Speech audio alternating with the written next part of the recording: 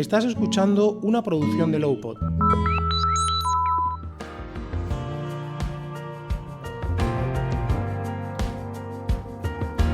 Bueno, buenas tardes y bienvenidos a un evento pionero en el que queremos combinar dos formatos: las charlas de primavera, que desde AGAF llevamos organizando unos años ya, y nuestro podcast, que es Glaucoma en la Onda. Así que, pues, bienvenidos todos a este experimento, si se le puede llamar así. Y hoy contamos con tres invitados. Por una parte, el oftalmólogo Aritz Urkola, por otra parte, el psiquiatra Guillermo González y el paciente de glaucoma Joaquín Carratala. Y lo primero que os quería preguntar es ¿cómo estáis y qué esperáis de este encuentro? Entiendo que muy bien, estamos muy bien, muy ilusionados y muy motivados, y esperamos de este encuentro pues dar un pasito más allá de los que estamos dando, enfocado a la salud mental. Esa es mi opinión. En mi caso particular, gracias por preguntar, me encuentro bien y lo que espero yo de este encuentro es, fundamentalmente sensibilizar a la gente y escuchar para ver qué necesidades tienen los enfermos y los familiares de glaucoma y comprender desde el punto de vista de la salud mental cómo podemos abordar sus problemas con un enfoque distinto. Yo también estoy ilusionado, como Aritz, como Joaquín. Creo mucho o confío mucho en el sentido común. Creo que el primero que empleó la expresión sentido común se refería al sentido que se encuentra en común, con lo cual que estemos ahora reunidos hablando de este tema, del que me imagino que muchas veces las personas querrían hablar pero no se habla, pues ya me parece un primer paso ilusionante. Y como decía Aritz, vengo a hablar pero también vengo a escuchar y a aprender. Eso venimos todos porque esto es un foco de conocimiento. Bueno, pues yo me alegro mucho de que haya sacado a colación Guillermo el tema de que pues muchas veces no se habla mucho de salud mental, aunque poco a poco cada vez se va hablando más, pues eso, de salud mental, lo que es este tema, salud mental dentro de los pacientes de glaucoma. Entonces os quería preguntar, ¿cuándo entró el término salud mental en vuestra vida? Que imagino que lógicamente por vuestras diferentes profesiones, situaciones, pues habrá entrado en diferentes momentos. Yo como paciente puedo decirte que el concepto o el tema salud mental entró en mi vida en el penúltimo microduelo que pasamos, ¿no? O sea, hasta llegar a este microduelo, lo iba superando, iba llegando a la aceptación. Luego venía otro episodio y volvíamos a la negación, así hasta que en el penúltimo duelo, que precisamente fue el nacimiento de una nieta mía que no le he visto a la cara. Bueno, pues a partir de ahí entró, y cuando verdaderamente tuve que pensar muy seriamente de que yo solo no podía salir de esta situación. Por seguir un poco el orden de antes, en mi caso particular, ahora que has lanzado la pregunta, me ha venido la imagen de mi padre. Mi padre era médico y se dedicaba a las dos disciplinas, era neurólogo y psiquiatra. Entonces, el concepto de salud mental lo he tenido muy manejado y muy interiorizado desde que tengo conciencia, pues por la herencia de mi padre. Pero bueno, yo cuando hice medicina me alejé de la psiquiatría, dudé en hacer psiquiatría, pero no, al final preferí algo más manual y tangible, y esto era la oftalmología. Pero luego con los años, yo creo que el pozo que te deja la herencia de muchas cosas siempre sale a relucir. Y preparando el Congreso de la Sociedad Española de Glaucoma, pues quisimos dar un enfoque distinto y dar una visión general de lo que es el problema del glaucoma, y probablemente a raíz de eso pues salió de nuevo a relucir el concepto de salud mental y lo quise asociar al glaucoma. Ese ha sido mi recorrido, pero es verdad que los últimos 10 años, diría yo, no sabía cómo enfocar, pero veía en las consultas de glaucoma un nicho que no estaba cubierto, que era la salud mental. Y esta entiendo que es una buena ocasión.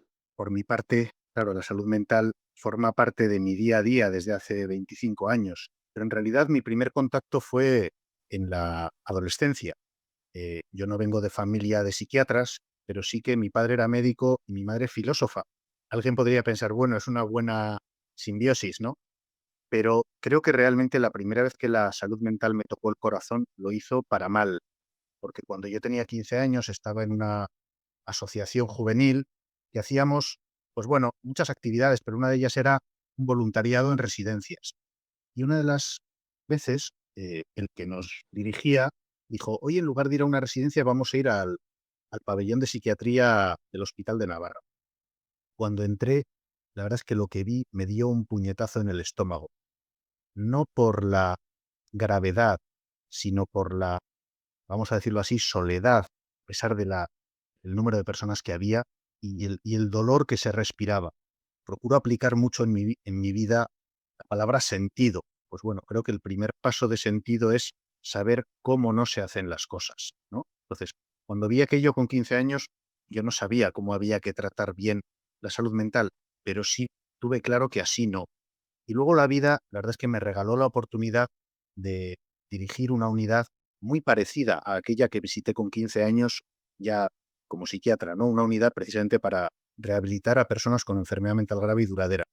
Y os aseguro que os habría gustado visitarla, porque el ambiente era humano, alegre, optimista y muy, muy sano. Así que a veces esos primeros contactos dolorosos resulta que luego también dan mucho fruto de sentido.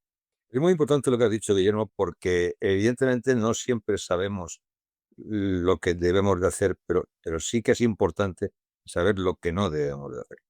Y lo aterrizo ya al mundo de la oftalmología y el glaucoma, pues porque en aras a sensibilizar a los pacientes que tienen glaucoma y cumplir el tratamiento, porque ya sabéis que en glaucoma hay mucho incumplimiento y falta de adherencia al tratamiento, todavía a día de hoy hay oftalmólogos que dicen a los pacientes, si no cumple el tratamiento, lo más probable es que uno se quede ciego.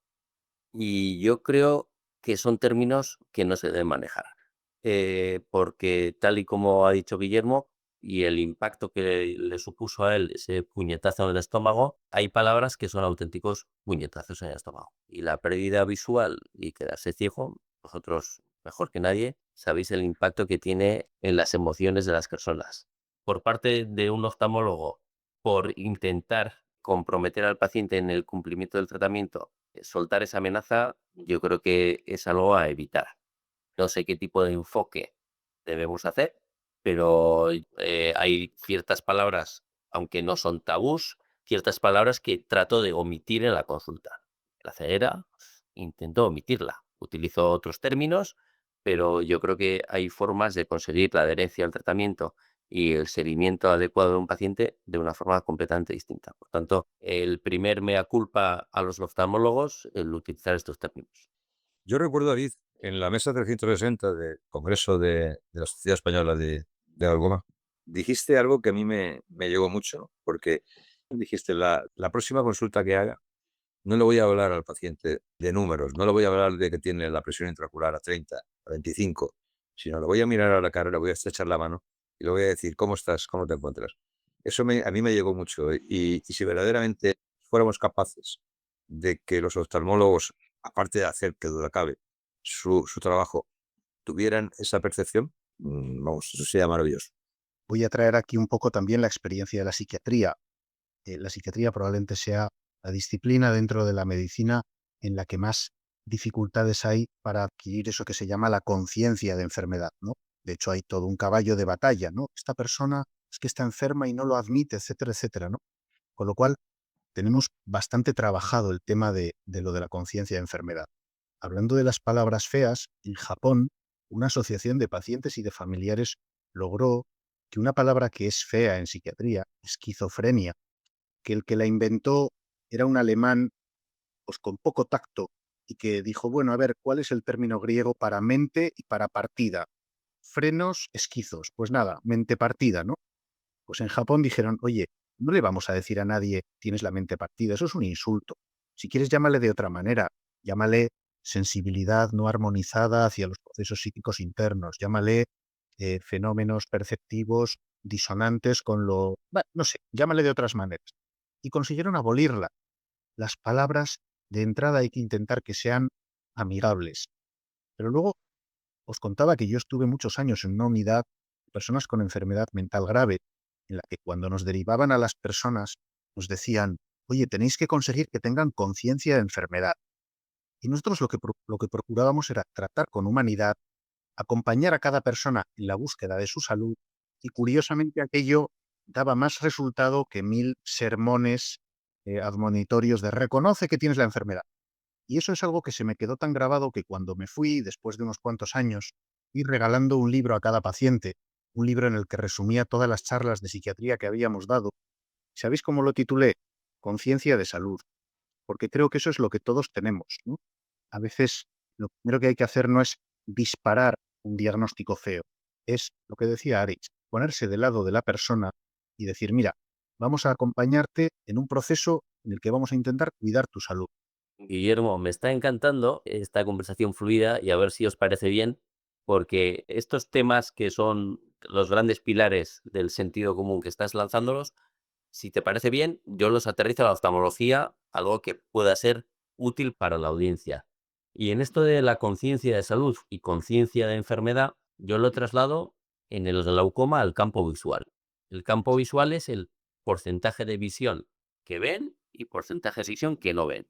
Yo en la consulta muchas veces suelo enseñar el campo visual, prácticamente siempre les enseño el campo visual y plasmamos en negro lo que no ven, el escotoma que no ven, y en blanco lo que sí se ve. Lo que les suelo decir a los pacientes es decir, bueno, esto que está en negro, eso ya está perdido. Eso sería la conciencia de enfermedad. Y el compromiso mío y de los dos tiene que ser que eso que está en blanco, que es lo que preserva es la visión, siga así a lo largo de la vida de la persona y que puedas seguir teniendo autonomía en tu día a día. Y eso sería la conciencia de salud. Entonces, yo, si te parece un aterrizaje, lo llevaría a trasladarlo al campo visual. La conciencia de salud es que preservemos el campo visual tal y como está en los siguientes años. Y en relación a el trato al paciente, a ese poner la salud mental precisamente por delante, yo os quería preguntar cuánto de importante pensáis que es la salud mental en el diagnóstico, pero no solamente para la persona a la que están diagnosticando, sino también no tiene que ser agradable diagnosticar al final, pues eso, una patología más o menos grave. Entonces también para el médico, cuánto de importante es la salud mental en el diagnóstico. Ayer le diagnostiqué a mi hermana de glaucoma y mi hermana tiene 58 años y tiene un ojo único funcional porque el otro tiene muy baja visión. En ese ojo único funcional, de forma casual, le diagnostiqué de un glaucoma en un estadio moderado.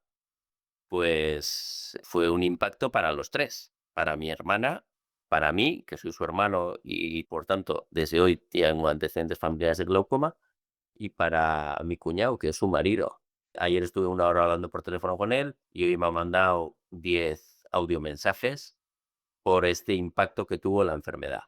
El impacto es total. Cuando te dan la mala noticia de tener un glaucoma, no es el mismo que el que puede tener un paciente que acude a una consulta para hacer un despistaje de la enfermedad, sino el de ya una enfermedad en un estadio moderado. Sí que genera un impacto y genera mucha incertidumbre y genera miedo. Ansiedad, miedo e incertidumbre. Son las tres cosas que Guillermo nos puede desgranar. Pero bueno, dicho todo esto sobre la enfermedad, yo hago la lectura en positivo. Tienes un primer impacto, que uno ya nos hablará Joaquín y Guillermo también de cómo maneja esos duelos, pero que hay que hacer una lectura en positivo de que si hasta ahora uno no había tomado conciencia o no había encontrado limitaciones, una vez que tiene el diagnóstico, lo más probable es que tampoco tenga limitaciones. Bueno, En cuanto a las limitaciones, perdona que me adelante, Guillermo, estoy totalmente de acuerdo contigo. Yo puedo hablar de mi experiencia. No puedo hablar de la experiencia de los demás, pero yo puedo hablar de mi experiencia, ¿no? O sea, a mí me diagnosticaron la enfermedad con 28 años. Ya estaba muy avanzada en un ojo, con lo cual tuvo que venir de antes, ¿no? Pero el ojo derecho pues me permitía hacer lo que seguía haciendo y lo que estaba haciendo hasta ahora, con lo cual no sentí en ese tiempo no sentí ningún tipo de trauma ni de limitación, de hecho desconocía esa palabra y esa enfermedad, ¿no? Bueno, pero y me he mantenido así durante muchos años, hasta que hizo lo que tenía que hacer la enfermedad, ¿no? Hizo daño, perdí muchísimo campo visual y a partir de ahí sí que entraron las limitaciones y la angustia y la ansiedad. Pero hasta entonces yo seguí funcionando, seguí conduciendo, seguí trabajando y no tuve esa limitación. Bueno, pues yo, por poner un par de pinceladas respecto a esto del diagnóstico, antes hablaba del sentido, y la verdad es que uno de los psiquiatras que yo tengo como inspiración es Viktor Frankl, ¿no? Una de las frases que él decía es que ante una situación anormal, una reacción anormal es lo normal. O sea que de entrada hay diagnósticos que mucha actitud positiva que queramos poner, el primer bote tiene que ser acoger, poder expresar y compartir todo el torbellino de emociones que se van a poner en marcha, ¿no? Emociones de miedo, de tristeza, de rabia, pero diríamos que la salud mental es acoger el primer bote y luego pensar con el segundo bote. Es decir, después de haber llorado, respirado, resoplado o hecho lo que cada uno tenga que hacer para encajar ese primer impacto, volver a mirar, porque después de esas lágrimas, la mirada un poco en perspectiva nos puede ir enseñando que la vida nos podrá cerrar, poner más difíciles algunas calles por las que recorríamos nuestro camino de sentido, pero nunca nos va a cerrar todas las calles del sentido, ¿no? Yo me estoy imaginando a Stephen Hawking, primer día que le dieron el diagnóstico, ¿no? Me imagino que diría, pues nada, se me acabó la vida. Y luego la verdad es que llevó una vida enormemente digna y admirable, ¿no? O a Serafín Zubiri, paisano mío, ¿no? O, en fin, a tantas personas que, que han tenido un primer impacto y sin embargo nos han demostrado que hay muchos caminos para encontrar el norte de llevar una buena vida. Y volviendo al tema del paciente, ¿en qué medida creen que puede afectar la salud mental a una recuperación o a una mejora? Porque se habla de que tiene un papel pues muy importante. En glaucoma es verdad que es un tema más complicado, pero ¿cómo puede llegar a afectar al paciente? ¿Cómo puede hacer que mejore al final su calidad de vida también? Uno de los invitados, el invitado principal que tuvimos en el Congreso de la Sociedad Española de Glaucoma, que fue Javier Gil, yo creo que es de los enfermos más positivos que tengo. Ahora, afortunadamente, tiene motivos para estar contento desde el punto de vista del glaucoma, pero es muy difícil científicamente encontrar una relación entre actitud positiva y pronóstico del glaucoma. Sí que esto que estaba diciendo Guillermo de cómo superar los baches y cómo recoger la pelota en el segundo bote para afrontar la vida es muy importante. En las personas que tienen una actitud positiva ante la vida, pero lamentablemente yo creo que esto es una condición genética que no se puede entrenar. La actitud positiva o negativa de la vida uno la tiene y quien tiene una actitud positiva todo le es más fácil. Yo me acuerdo de una frase, yo no tengo frases tan eruditas, pero una de una serie de televisión que decía, todos tenemos problemas en la vida. La dificultad es cómo los gestiona cada uno. O sea, la diferencia entre unos y otros es cómo los gestiona cada uno las dificultades que tenemos en la vida. Y es verdad, la gente que es muy positiva gestiona muy bien las dificultades que tiene en la vida. Que eso pueda mejorar el pronóstico del glaucoma, es difícil llevarlo a los números, pero sí que todo va a ser más llevadero y esa persona probablemente mantenga una autonomía mucho mejor que una persona que tiene un planteamiento más negativo. Una predisposición a ver la vida de otra forma, efectivamente más positiva, te puede llevar a poder aceptar o cuando menos manejar efectivamente o gestionar tu día a día, ¿no? Que sí, A mí me gusta mucho mirar un poco la etimología o el sentido de las palabras, ¿no? La palabra enfermedad remite al concepto latino de firmeza y la ausencia de firmeza, la infirmitas, era lo que llamaban la enfermedad, ¿no? Entonces, yo diría que el glaucoma, como otros muchos diagnósticos, no son una enfermedad, son el escenario o un condicionante que puede quitar firmeza en la vida. Pero frente a esa realidad, evidentemente la salud mental puede permitir recuperar o sostener o ampliar otras firmezas de la vida, ¿no? Uno puede llevar diagnósticos muy diversos, que serían catalogados como enfermedad, y sin embargo llevar una vida muy, muy firme. Entonces, en lo pequeñito, es verdad que se podrían hacer estudios, ¿no?, sobre si con ansiedad o con depresión aumenta un poco más, un poco menos la presión intraocular. El sentido común dice que con estrés aumentará. Se podrían hacer estudios sobre si con buena salud mental hay luego un mejor cumplimiento de tratamiento. El sentido común me dice que sí. Pero más allá de eso, la actitud frente a cualquier enfermedad, no específicamente frente al glaucoma, es fundamental si queremos llevar una vida firme, ¿no? Antes os hablaba de Stephen Hawking, uno de mis mejores amigos y probablemente de las personas más enamoradas que conozco de su profesión y de su vida. Es un hombre que tiene una discapacidad sensorial severa. No voy a especificar cuál, pero le conozco desde los 3 años y es un individuo, vamos, enormemente firme. Yo sí, en esto de la firmeza, enlazo con lo que he dicho antes, que para mí es importante que aunque tengan dificultades y aunque haya en algunas ocasiones una pérdida visual progresiva, que ellos hagan ese esfuerzo estoico de intentar mantener la autonomía en la movilidad y la autonomía para hacer su día a día, sus labores diarias. Eso mentalmente les prepara mucho mejor para las dificultades que puedan tener. No abandonarse. Y esto supone firmeza, firmeza mental para sobrellevar las dificultades. Bueno, estas dificultades sabemos que pueden ser realmente muy grandes y pueden ser un bache muy grande precisamente en la salud mental del paciente cuando, según la experiencia de cada uno, que es completamente diferente, sería necesario buscar ayuda especializada.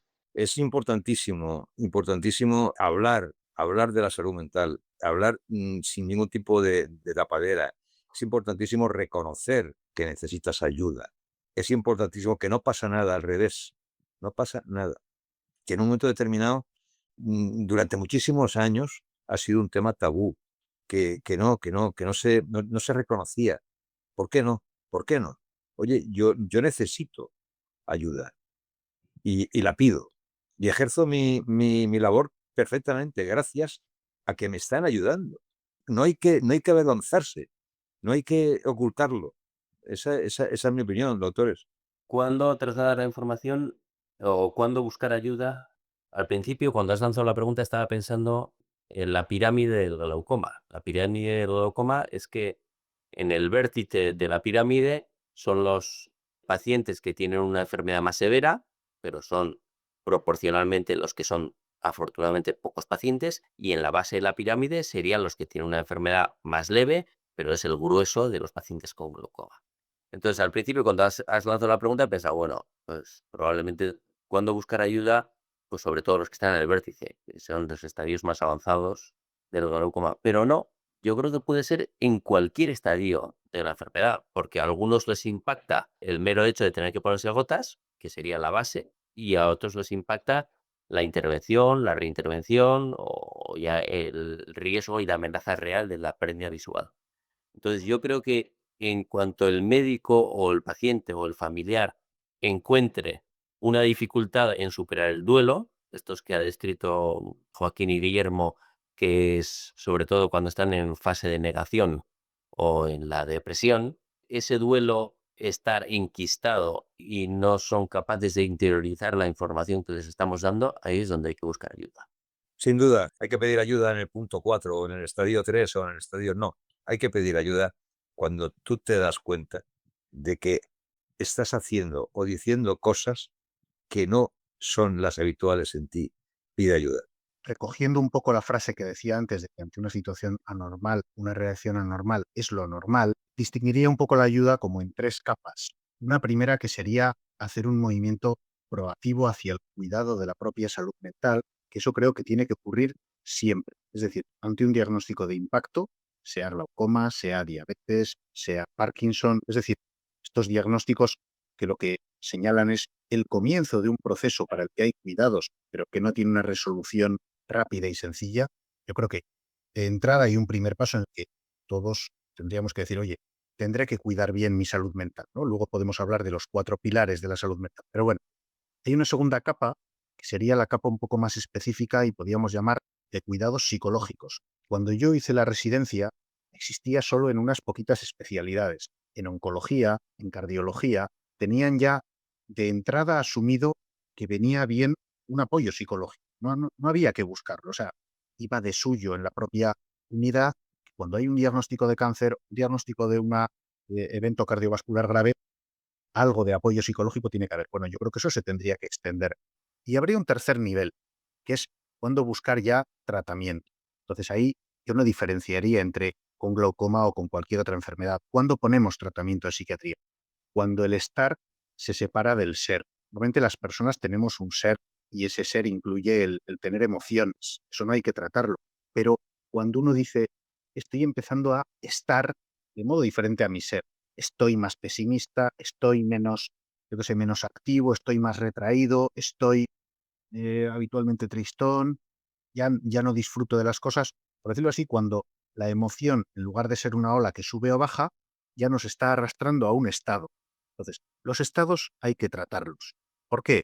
No por una norma ni por una ley, sino en el fondo, pues porque las personas queremos actuar desde nuestro ser, no desde nuestro estar. Y hay ocasiones en las que pues, una emoción se acumula, o una situación desgasta, y se llega a estados que crean un bucle, una especie de círculo vicioso en el que sin una intervención externa, el círculo vicioso va a seguir ahí. Entonces hay que intervenir, ¿no? Y no tener ningún reparo, un poco lo que decía Joaquín, en aceptar con humildad, mira, voy a utilizar un bastón externo que se puede llamar psicólogo individual, se puede llamar algo de psicofármaco, o bueno, cualquier atención ya profesional, por decirlo así, de tercer nivel. Totalmente de acuerdo, Guillermo. Lo enlazo con la consulta específica, como con cualquier consulta médica. Cualquier consulta médica empieza con una pregunta de cortesía. Hola, buenos días. ¿Cómo estás o cómo te encuentras? Así empieza. Pero eso es una pregunta de cortesía donde no profundizas. El paciente te puede decir A o B y las consultas de oftalmología son muy rápidas y si no ahondas un poco, puede que no detectes esa disyunción que tú dices entre el ser y el estar. Por eso, más allá de la pregunta de cortesía, yo creo que a la hora de terminar la consulta, cuando te vas a despedir, es importante volver a preguntar esto mismo, no sé si con esta fórmula o con otra, incidir en que si tienes alguna pregunta es el momento y si tienes alguna inquietud o algo que te genere ansiedad, por favor, pregúntamelo. No sé con qué fórmula preguntarlo, Guillermo, pero yo creo que retomar la primera pregunta de cortesía a la hora de cerrar la consulta para intentar detectar en qué estadio o en qué, si tiene un duelo el paciente, yo creo que es importante. No sé cómo lo podríamos hacer. A mí me sirve cuando voy un poco apurado de tiempo y quiero sacar una pequeña foto, cómo está una persona, preguntar, hacerle como 4 fotos, ¿no? Una cuerpo, decir, oye, ¿cómo estás de apetito? ¿Qué tal estás durmiendo? Tal. Otra a la mente, oye, ¿cómo estás en estos días? Memoria, concentración, atención. Otra a las emociones, oye, ¿estás pudiendo sentir tristeza, alegría, enfado, tal, con naturalidad o no? Y otra, una pequeña foto a la libertad. Entonces le pregunto a la persona, oye, ¿hay alguna cosa que digas? Me gustaría quitarme esto, pero no puedo. Pues yo qué sé, pensamientos rumiadores, pensamientos intrusivos, descontrol de las reacciones. En general, esas 4 fotos sí nos marcan si hay que intervenir o no. Lo corporal, lo mental, las emociones y con la libertad. Ahora, bote pronto, no sé cómo aterrizar a la oftalmología, pero me quedo con tu idea y esta noche de la almohada, pues la rumiaré. Sería maravilloso, verdaderamente, poco a poco, ¿no? Entiendo que poco a poco eso se llegue a llevar a cabo en la oftalmología, ¿no? Yo reconozco que tenéis el tiempo muy justo, muy limitado, ¿no? Para atender a un paciente y no podéis físicamente, ¿no? Recrearos en él, pero a veces necesitamos tanto, porque confiamos en nuestro médico, siempre confiamos en nuestro médico, pero necesitamos tanto que ese médico se preocupe por tu estado, que aparte de por tu visión, que verdaderamente si eso se consigue, vamos, sería un logro maravilloso. Precisamente quería preguntarte, Joaquín, porque han estado hablando los doctores de, pues, de la praxis que llevan a cabo, que deberían llevar a cabo, lo que están, las medidas que están implementando, pero quería preguntarte a ti, ¿tú qué les pedirías a los doctores? Yo, si me vais a permitir, los 2 doctores que están en esta tertulia me escucharon lo que pedí. lo pedí en el congreso de la SEG, que no pude asistir físicamente, pero sí asistí virtualmente. Pero voy a repetirlo, ¿no? Yo os pido que, por favor, cuando llegue un paciente a vuestra consulta, a tuya, Arif, y por ejemplo, lo que tú has contado de tu hermana, ¿no? Y le diagnostiques glaucoma y pases a recetar fármacos, a recetar láser, a recetar cirugía, en definitiva, a recetar, no os olvidéis de recetar un producto unidosis, que los ingredientes son sentimiento de grupo, ayuda, apoyo psicológico, apoyo tecnológico, sensación de grupo. Por favor, recetar asociacionismo, recetar AGAF. Os lo pido, por favor, y os lo agradezco de antemano. Lo haremos y ya lo estamos haciendo, de hecho. Yo lo llevaría a 2 palabras, ya que a Guillermo le gusta el origen de las palabras, pues el tacto y el contacto. Tacto, saber transmitir la información de forma adecuada, rigurosa, transparente y amable, y entendiendo en qué estado emocional está el paciente y adecuándolo. Y el contacto, y esto sobre todo a las generaciones más jóvenes, porque yo estoy viendo a estudiantes de medicina y a MIRES que no saben mantener un contacto con el paciente, no les tocan a los pacientes. Y a veces tocar el brazo del paciente en consulta o en el quirófano es mucho más que cualquier otra sedación, o es mucho más que cualquier otra palabra o cualquier otra OCT o análisis de la capa de fibras que podamos hacer. No perder un poco el sentido humanista de la medicina, y en este caso de la oftalmología, y acercarnos al paciente y interactuar físicamente con él. Abundando en lo que decía Joaquín, creo que ya se lo conté personalmente en otra conversación que tuvimos, pero una de las primeras cosas que hice hace 25 años, cuando empecé la residencia de psiquiatría, acercarme a las asociaciones de familiares, porque efectivamente es uno de los pilares del cuidado de una persona con un diagnóstico de largo recorrido. Antes hablaba de los pilares, ¿no? Y no descubro nada nuevo, porque en general la salud no es descubrir una cosa nueva, sino tener presente lo que todos sabemos, pero tenerlo luego presente en la práctica, ¿no? Pues esos 4 pilares que son cuidado de la salud corporal, alimentación, ejercicio, descanso, el cuidado de la salud emocional, tener espacios de alivio, de desahogo, de sentido, el cuidado, vamos a decirlo así, técnico, médico, práctico, y ese 4º pilar que es el grupo, el entorno. En los diagnósticos de largo recorrido es una fuente inestimable, valiosísima, por un lado de apoyo y por otro lado de conocimiento práctico concreto, pues las asociaciones, ¿no? A veces nos parece que tratar es simplemente poner el tratamiento, pero tratar también puede ser, oye, dar pues mira, este audio, este podcast te va a venir muy bien, estas reuniones que tenemos te va a venir muy bien, o sea, todo eso otro que no sabemos los médicos y que simplemente podemos indicarlo. Vete a una asociación. Con esta idea del asociacionismo, que precisamente, pues al final, por eso también estamos aquí y nos hemos juntado, damos por finalizada la primera parte del encuentro. Vamos, hablo por mí misma, pero yo creo que todos hemos aprendido muchísimo con vosotros. Sin duda, los protagonistas aquí han sido los doctores. Y bueno, muchísimas gracias de AGAF en general y mía en particular. Gracias.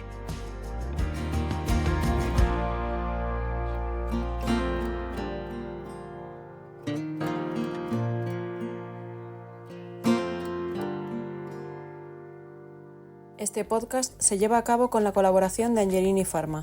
Angelini Pharma no ha interferido en el contenido del proyecto. Cada vez son más las marcas que apuestan por el podcast como herramienta de comunicación. Pero, ¿qué ventajas tiene? Con un podcast le hablas al oído a tu cliente, estableciendo una conexión más directa, cercana y emocional. Un espacio de diálogo que crea comunidad. Aumenta también el recuerdo de tu marca y tu credibilidad. En Lowpod te queremos ayudar.